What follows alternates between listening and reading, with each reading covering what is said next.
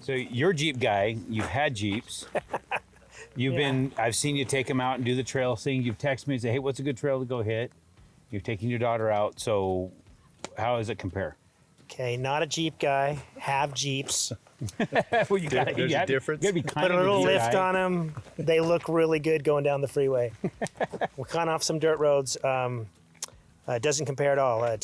We got to our first little maneuver tonight, and if I was out on my own, I'd say, no, this trail ends. And I would have turned around. But I thought you guys were getting out to kind of see how you wouldn't go up the maneuver. And I couldn't do it without you guys tonight. I'll just tell you that right now. It was impressive. And those Jeeps are killer. And they can go about anywhere. So We're blessed to have some cool rigs. you know what I thought was kind of cool about tonight, not to jump ahead, but every Jeep that went down, each maneuver did it differently. But they all were successful, right? And, so the road to success to me is, first of all, you got to get in the Jeep, get out here, get to the maneuver. And then you have some good friends help you get down the maneuver, and you find success. Yeah, and like you said, it's different because they're all set up slightly different. They take a little bit of a different approach. They got different throttle capability. I mean, the capabilities are different all the way around. Like the one that I've got will do things in one way very, very differently than, say, what his four-door would do because of the length, and then you've got the width, and you've got all these things going on. And you're right. We would take, a lot of times, a different line. And you have that human element. I noticed all your eyes saw different things, and, so we have the different hardware that I was saying, and I saw each of you kind of have a different approach to it. There's definitely a human element to it.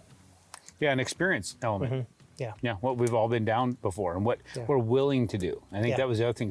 There's always a first time. Yeah. You always got to look at that and say, can I really do that? Yeah. And a lot of it has to do with, like, it's kind of one of those hold my beer moments. Yeah. I think for the first time for many guys, it's just, I'm just going to give that a try and see what happens. But then it's like, man, you got to have enough money to deal with the fact that you might break your stuff. Yeah. Maybe break a lot of it. Well, if you'd asked me, said, "Hey, Dick, jump in the driver's seat. You're going to take this one," I would have said, "I'm not ready yet. I'm just not. Let me watch it from the outside. Yeah. Let me drive it from the inside in the passenger seat, but quite not ready to get there yet. But it was amazing, and I'd love to get behind the wheel actually, Absolutely. and do it. But you got to see it first. You got to, feel it first. And Well, you don't quite jump into something Yeah. like the big obstacles first time, right? Yeah, I mean, no. Joel can attest to us pushing him on some obstacles he probably shouldn't have gone on. it's like life though too, right? Yeah, you just everything- baby step into things, and gotta- it takes time. Well, having people around you to, one, goad you a little bit to get into it, but then drag you out of it. Because more than one time, we love to get Joel in a spot where we have to get a winch on him. And we just give him crap because he gets hung up. And And that would be me. So And there's nothing wrong with that. And we like the fact that people want to go out there and do it. right. So I appreciate you being willing to just jump in and say, yeah, let's go. Let's go. For me to just call you out of the blue. Say, I haven't talked to you in a long time. Want to go hit the trail. Well, I would say you have the winch on the front of the Jeep, so you could use it for me. So I would just help you use your equipment. Oh, there we go. So you drag my Jeep. You don't out buy of a the- winch out of and the then mess. don't use it, right? You got to take Pickron with you and winch True. him out of there. Some people don't. Yeah. Well, that's most of the reason why we bring Joel. Yeah. Yeah. Test out our equipment. And we've had to do it a couple times, which is kind of cool. So we've known each other a long time. Long time. Very long time. And I've seen, it seems like from the day one I met you, just like things are always working in your world. Success seemed to be always there. But a person has to dig deep and get to know you to find out exactly what it took to get there. Yeah, it's an easy front to put out, right? That you're always doing good, and there's as many bad days as there is good days. There's 50% of days that you want to walk away from something. But I don't know, I was just born with an attitude that you just don't walk away from stuff, and you just figure it out. And I've always been the one that says, I'm not smarter than anybody else. I just work harder than you. Yeah. And I just worked hard, you know. And I've had a lot of breaks in my life. I mean, I'm not going to say it's all been me.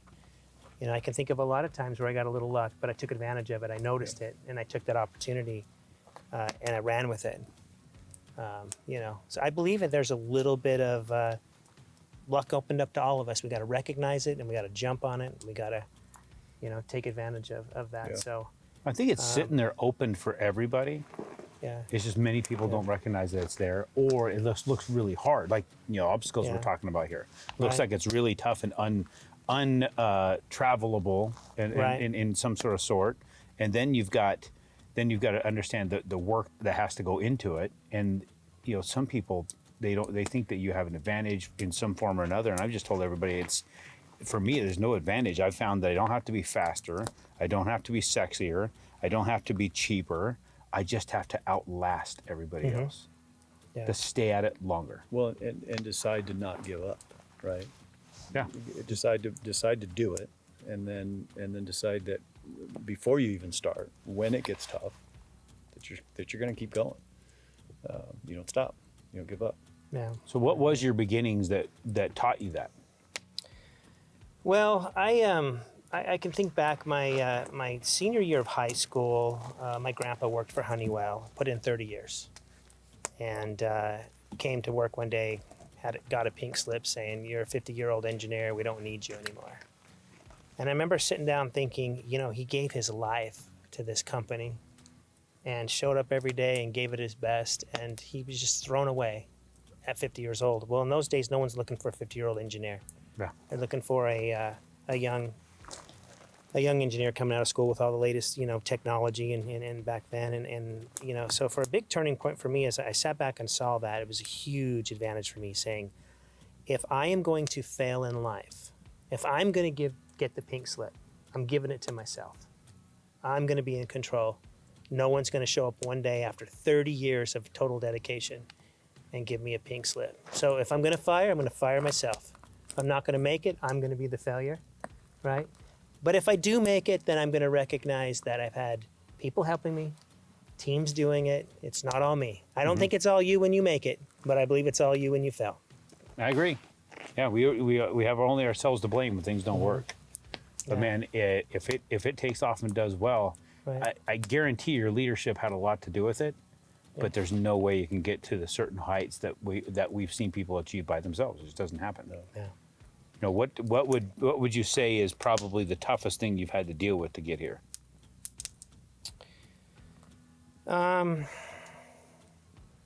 The toughest thing. That is a tough question. It's just been the perseverance. I can tell you that I have some health challenges in my life that I was diagnosed when I was 18. That I could have made an excuse, you know, and I could have said, "Oh, I've dealt with this; it's out of my control." So I would say that there's some health challenges that I have that just I keep plugging away, and I try not to let it define me. You know, but I've made so many errors and mistakes, little things, but nothing super big. I will tell you, was one moment, you know, in my life that made me decide what kind of person I wanted to be, and it's not. And I don't think my kids know this. I'm sure they'll watch this and go, "What, Dad?" But when I was 16 years old, I was in dealer's department store, and I liked this sweater, and I wrapped the sweater kind of around my neck, and I walked around the store with my friends so much. For some reason, my brain at 16 years old said, "Well, now I own this sweater. I've been wearing it for 5-10 minutes," and I walked right out of the store. And I got down to the food court, and I'm talking to my friends, and I feel this. And I'm like, "Shut up," you know, thinking I got away with something. And I was hauled back in handcuffs at 16 years old, back to the store, sat down with a police officer, called my dad, and said, my dad was a police officer, and said, "Hey, I've got David Pickron here. He stole something." And obviously I can't hear what my dad's saying, but I get the gist that he's saying, "Yeah, no, I don't think you have my son. My son wouldn't do that. My son's is honest, and you've got somebody else. So call his dad." You know, and the officer's like, no, I got his driver's license right here. This is him. And you know, my dad came down to pick me up that day. Didn't have to ground me, didn't have to say a word to me. It was a day when I realized that what kind of man are you going to be? You know, Are you going to be one that's just deadly honest and never take anything that's not yours? And so I had some failures early in my life, or some mistakes that I made, but for some reason, and I thank God for this, is I learned from them. I like, okay, stupid, don't ever do that again, you know. And so, you know, so I put my head down. I just said, you know, what kind of man are you going to be? And you know, I want to be a good man for my wife. I want to be a good husband. I want to be a good business partner. Mm-hmm. You know, I want to be a good God-fearing man that leaves this world better than when I was here, you know? I find it interesting that we as humans tend to remember the failures so vividly. Yet there's so many wins in life, so many cool experiences, so many things that we easily forget. Yeah. I don't know if it's something that we were built into us as humans to be able to try and avoid those failures again. Mm-hmm. And sometimes you keep stumbling into them because you don't pay attention. But I just really find it interesting that we had an awesome opportunity a month ago, and you know, where we were hanging out with Adam Vinatieri, and I got to ask him, it's like, dude, how many of those kicks that you made it do you remember? Because I think 2. Yeah. Because how many of those misses do you remember? Those I Yeah. remember Every every one of them. single one. I Yeah. said, so, and then when you analyze it, what do you think you did different each one that was different than the ones that where you made it? And he could tell me all the details of his steps or his foot or whatever. And it's like, it's crazy how we as humans hang on to that. Yeah. We hang on to those kind of things. Now, I don't know if that's a bad thing. Yeah, it's healthy. Because it's healthy because it keeps you away from stuff. Yeah. But it's amazing how some of us, because we concentrate on it so much, that we literally steer ourselves into the wall. You know, you hear about people who are training on, with a race car or something like that, and if they're starting to slide into the wall, they're staring at the wall, they're going to keep going into it. Right. But if they look away from it, they can steer themselves away from it. And we need to find that fine line. That fine line. When are you staring at the wall and running yourself into it, and when are you actually just remembering, I don't go over there. That's the place I avoid. Yeah, no, I agree. Go on. You can't. You know, I can imagine if I was a kicker in the NFL and I didn't make that last kick for my whole team. My whole team's looking at me and counting on me. Mm-hmm. I wouldn't sleep that night. My personality would be playing the movie over and over, and I'd have to get back out to the next game and make my next kick before I could even slowly just start to even get rid of that. And you right? probably still wouldn't forget it. In fact, But it is not healthy to play that same movie over and over. No. It doesn't do anything for you. So I believe there is a fine line. Know you made a mistake, learn from it, but you can't beat yourself up over it. You got to get back up. You're no good to your team. Yeah. You know, if you're out there thinking about your last kick when you're ready to do your next one, you gotta get it out of your head, and it's easy to say and hard to do. Is there something specific about the people you work with, the people that work with you, I guess, or for you, however you want to say it, that you believe your specific style, your specific way about going over obstacles in business and in life has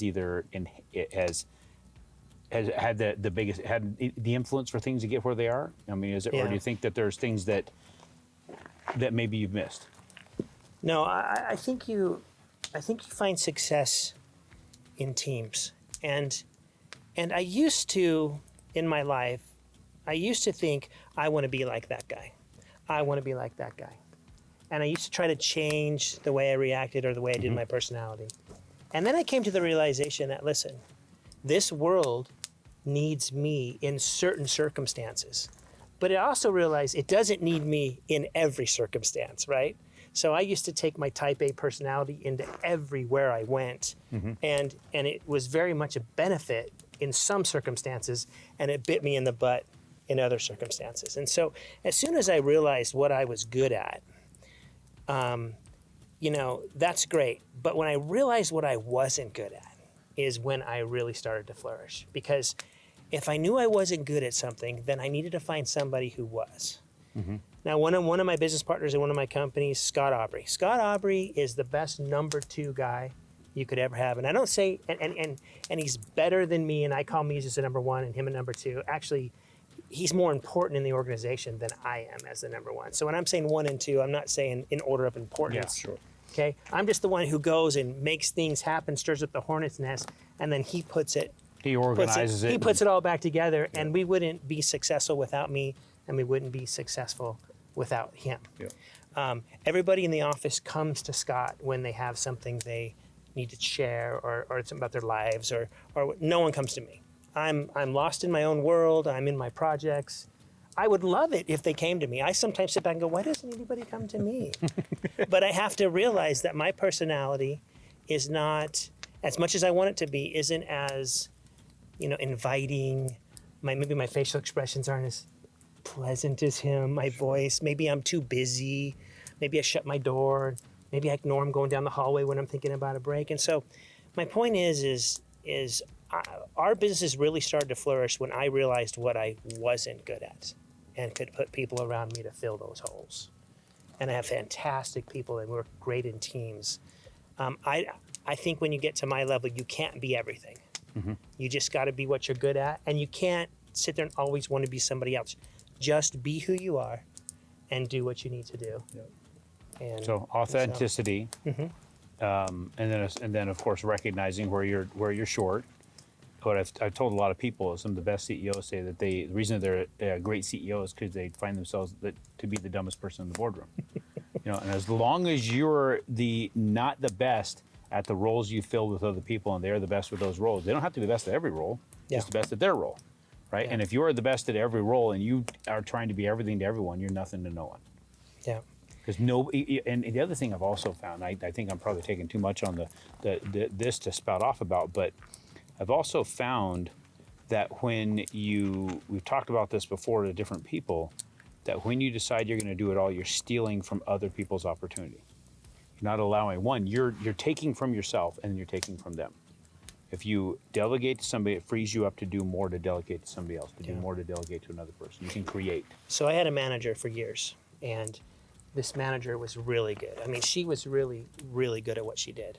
Okay, she was so good that I couldn't promote her out of her position because she was so valuable where she was at. But she put herself in that position because she never trained anybody to take her spot. So she came to me one day and she says, David, I kind of feel like I've been passed up and I said, listen, I would love to promote you. You're fantastic. I'm worried about filling your seat and I can't fill your seat. So if I can't fill your seat, I can't promote you. Yep. So in the next 6 months, you need to be filling that seat. And it makes you more powerful around here because she thought if she held everything in, she was important because she was the only one who knew how to do everything. She stunted her own growth. Yep. And I had to let her know, I can't move you up because I can't replace you. And so in our organizations, we're always training our managers or assistant managers to always be bringing up the next person. Yep. That's going to make, don't think you're losing your job. That's going to actually make you more valuable around here, and you're going to rise. Well, I think that's one of the biggest mistakes that people make in any industry, right? Including owners or CEOs or whoever you are. I can't grow as an owner of a company unless I have my people grow with me. Yeah. I can't sit here and do, when I first started my first company, I was everything. Right. I was the start to the finish, running the projects, accounts receivable, payable, marketing, everything. I can't go to the next step unless I have somebody. Yeah. And it's important, I think, enough to, when you get to that role where it's time to move on and do another company or branch out and do whatever it is, we can't do it either. And so I think it's a valuable lesson to teach your staff as well. We do the same thing. I've seen, it's like kind of the book E-Myth, if you've read that. I've seen a lot of people who are really good plumbers, and they think that since they're a really good plumber, they can really be a really good owner of a plumbing company. But they start their own company, and they're so busy underneath the sink that they don't even run their company, and they always just stay underneath the sink. So even if you're starting a business or you're an entrepreneur, that plumbing company doesn't need another plumber. I can go get a plumber $15. That they need a marketer, a business person, someone who does accounting, someone who pays the bill. I mean, they need someone now to get in the office and actually run a business. Yeah. The first business that I was involved with and started was a process serving business. I evicted people for a living. And I can tell you guys, when I'm in junior high and high school, I didn't say, I want to evict people when I get older. Right? What? Right? No? No. And I went to school, and about my senior year of college up at NAU, Northern Arizona University, my counselor came to me and said, hey, Dave, there is a job fair this weekend. Motorola's going to be there. Intel's going to be there, right? Remember I told you the story about Honeywell and my grandpa? And so I wasn't interested in that. And I said, hey, you know what? I've already got a job. You already, congratulations. What are you going to do? I said, well, I'm going to go down to Phoenix and be a process server. and serve papers. And the disgust on this Paul Stoltz's face, the disgust of, you went to college to be a process server. Well, what he didn't know, but what I did know, was I wasn't going to be the one knocking on the doors and doing the evictions. I was just going to own the company, right? And I didn't care what the company was. I don't care what the company is. It's not what I do, you know? And so I went on to build a sizable company. And once again, I'm going to give myself my own pink slip. And I'm much further along, 25, 26 years old, than I would ever be at Intel, Motorola, hating my job, right? And yet the look of disgust from a college professor that thinks I'm making the wrong decision, I knew the road I wanted to take. I knew the path. I didn't know exactly where it was going to take me at that point, but I knew there was a lot better opportunity, right? And so I took it. And I'm so glad I did. I'm so glad I didn't go to school to learn to work for somebody. I'm not saying that's bad. That's not my personality. Well, because we need them. Because if we don't have them, you and I don't have businesses. Yeah, no, I'm not saying that's bad at all. We all can't be owners. Exactly. Can't be CEOs. Exactly. So and it just wasn't for me. What I tell folks about trying to become the owner or the one who runs the business or whatever is like, you got to be prepared to pay that 15, 20-year price. You got to be the one that's willing to make payroll at your own expense for sometimes 5, 6, 7 months straight. Last one to get paid. Yeah, definitely. You know, first and the first one to have to take all the beatings. If you're willing to do that, then by all means. But if you're not, if you want to have the security of it, then hitch yourself to one hell of a badass hunter and get yourself out there and help them make the kills. I had nights where I sit up all night wondering how I was going to make payroll the next day, right? Yeah. I jumped a little quicker than I should have. I'm young. I'm learning lessons. You know, I've had countless nights. And now you see me, you know, and I just turned 50 here a little while ago. And now you see me and you say, oh, man, Dave's always, you know, been like that. No. I wish my kids would have seen me when I was 18, 19, 20, where they're at now. I was just like them. I didn't have multiple. I built this up slowly, and I think I kind of, in a way, did a disservice. I mean, I didn't do it on purpose, obviously. Yeah. But my kids didn't see me, so they think that they get a little depressed because they think that when they go and start their first company, they should be as successful as I am right now. They don't realize, hey, wait, just get going, and give yourself 30 years, and you'll be better than where I'm at. Right? Yeah. If that's what you want. Some people don't want that. They want to travel. They want a different life. They want, you know. Live in a tiny house and pulling $15 an hour and be cool with that.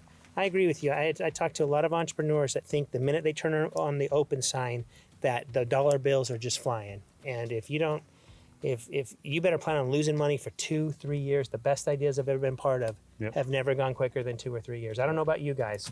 Maybe I'm just starting the wrong company. Dude, it was 18 years before I started to get a handle on it, to get some real exponential growth. And then once I hit that, it's just growing. So now I'm like, okay, then comes a sustainment.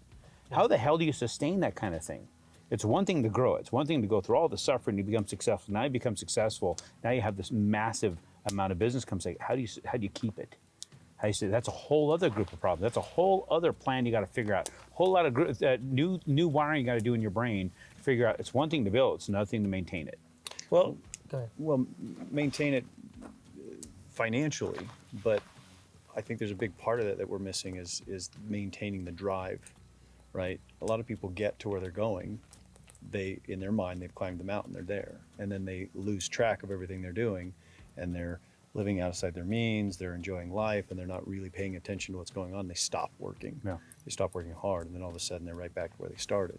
So it's maintaining financially, it's maintaining the processes, but it's also maintaining your mental capacity of continuing to drive.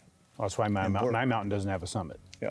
I'll never find the summit. It doesn't exist. Well, I think gratitude and being thankful is so important, because I think there's only 1 or 2 decisions in your life where you lose everything. Right? 1 or 2 decisions in your life, everything's gone. Mm-hmm. So I can sit here right now and talk to you guys and talk about success. I could be bankrupt in a very short amount of time with certain things that happen. Maybe things out of my control, maybe things in my control. So I don't know that you've ever really made it, and that's probably why I don't have a summit, is I think I have a paranoia and a fear deep inside of me that I'm still going to fail.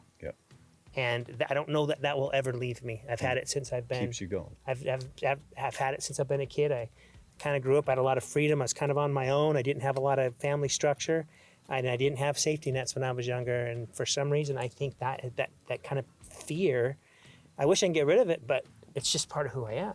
I think it's actually a good thing. I have a similar fear, and Yeah. it's not of failure. It's the experiences that I've seen growing up in family life or friends or different people that have been successful around me. I've seen what they've done wrong, and that was my fear for me. It's the constant fear that I don't want that problem, and that's what keeps me kind of working hard and trying to do everything that they didn't do right. Right. But you need it, because if you don't have it, fear is what? Coming out of your comfort zone, right? You got to get out of your comfort zone to be successful and to grow. I felt a little bit of that tonight. Yeah. Right. Yeah. A little. I looked down. Fear. You're driving. I look down. Your wheel's probably 3 feet off the ground. To me, it looks 12 feet off the ground to me coming over that boulder. Right. And I'm like, oh my gosh, I'm gonna die. Right. But we got through it, and I'm like, I love it. Yeah. It's Oh, it then becomes like. addicting, doesn't it? Yeah, I'm like, no. now, because we brought is. one guy out here and we took him. We didn't even take him on a rock crawling trail. We just went out to coke ovens, and That's right. The That was most tame, the tamest. tamest damn trail. And it's I just mean, you it's keep driving going down a down dirt here. road for 2 hours. It was the boringest trail I've ever been on. And then he pulls up in my house with somebody's truck that they built for SEMA. This $100,000 Jeep. Well, first he immediately goes out and buys a nice Jeep, but it wasn't what he ended up with, and that wasn't enough because it didn't compare to our rigs, and so then he went and did again. Right. And then he just bought another one. Now he just bought another one. Just He's a out week bought his ago. third one, but he's been out here tearing stuff up, and he and I did that first together a couple months ago, and he gets it really quick. And so that's what I thought was really, really awesome. He was going to be here with us tonight, but he just had his gallbladder removed and all the rocks in. He had those big old rocks in his gut, so he literally has rock crawling in his blood. But like you said, a constant state of discomfort gives us a lot more experience, a lot more to talk around about around the fire. If you don't have a good story around the fire, you have nothing, as far as I'm concerned. Because nobody is going to get excited about a guy sitting around watching TV eating Cheetos. That's not a story you want to hear. You want to hear what people have been through. You want to hear the problems. You want to hear the successes. And unfortunately, we're going to talk more problems and success because that's what we remember. So we get into the meat of what we like to talk to people about is, and you may have already shared it. This may be already something you put out there when I asked about the toughest things. But is there something else that you think was considered the worst thing that's ever happened to you in your life, but looking back on it, it was the greatest thing that could have ever happened to have catapulted you to where you are today, which kind of made you who you are. We call it the best worst thing. The absolute best thing that could have happened that was actually the worst thing at the time. So, so they're little things, but when I learned that I was going to get told no before I was told yes on anything, it changed my life. Okay. So you might say, what's the worst thing that ever happened? When I went and had a business and I went to my first client to try to get sales and they said, yeah, no, what you got, we don't want. I'd walk away like, oh my gosh, I'm never going to be successful, right? And I go to the next guy and no, oh, what am I doing, right? But when I learned that I was going to get that no first, before I ever got a yes, I've hardly ever walked into a client, told them what I did, and yes, we've been just waiting for you, right? It's always been, well, we already have a provider that does that. We already solved the problem this way. When I realized that I had to go get a no before I had to get yeses, I had no problem getting no's now. So now it's in my brain. So I went out and said, walked out of a place, they told me no, great, I got the no. But the next time they call me, what's it going to be? A yes. Definitely. It's going to be a yes. I know I'm going to answer that phone. And they're going to say, hey, we need your services. Because I might have got a no, but I let them know about a project or something that I was doing, and I got the word out. And I think when people tell you no, they're saying no like right now. Like as we're talking, no. It's not no ever, right? So I'll have something that, well, right now, I don't need that. And I've had people countless times in my life call me 2 weeks later and say, Dave, I need that. Yeah, you planted the seed. Yeah, I need that. It was a no 2 weeks ago, but I had no idea. Right now, I'm in this circumstance, and I need you, right?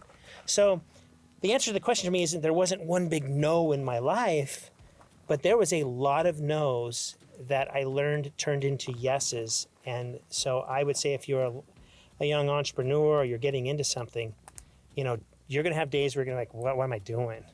But if you can turn those no's into, okay, that's step one, no's come first. Step two, yeses come second. Step three, long-lasting relationships, long-lasting clients for a lifetime is when you can really start building, something good. So kind of looking at the no's as the negative, the moment that it didn't work, right? And looking at that as a sweet, we got that out of the way. Now we can move to the next goal, which is the next step. I almost said to the point where I don't even hear that no's mean no. Yeah. No's mean next one's yes. Yep. Right? Yep. And you learn to appreciate the no's now, and they don't beat you up at night. They don't play it in your head over and over again. Right? Yeah. Because I'm never really going to get a, hey, no, I don't need you. And then they're going to call me in 2 weeks. Hey, I just want to remind you that I don't need you anymore still. It's still a no. Yeah. You're not going to get that phone call. You're always the next communication usually you have with them, especially if they contact you, is usually a yes. Well, I've always found to be the best position for me always was to be the second in line. Yeah, get in line. Because the first it's easy to lose your position as first. First person in line or the preferred provider it doesn't take sometimes but a small move for you to fall. The next guy in line always has the best positioning. So always put yourself as the next guy in line.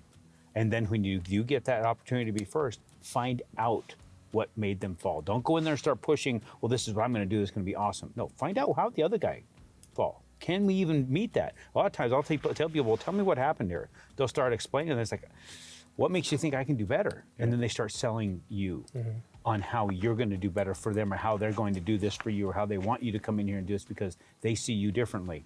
I'm like, okay, they're the ones that's building out this whole thought process. And they're selling themselves on you for them and for you. So again, asking, get to know, find out what it is they don't like about it, then find out what they didn't like about the last guy will get you in there, and then let them sell themselves. Yeah, totally agree. That to me has always worked really, really, really well. I think the guy that tells you yes the first time is going to tell the next guy yes, the next guy that knocks on his door too. Right? You want long-term, lasting relationships. You don't want the guy that's going to jump for the better price, the better deal. That's not how you build a business. Yeah, I've got hundreds of clients that they always said they already had a guy. Yeah, hundreds of them now, and they've eventually. I'm still here, and my name keeps popping up, and now I'm the guy. Well, think about any one of our industries, right? How many guys do you have?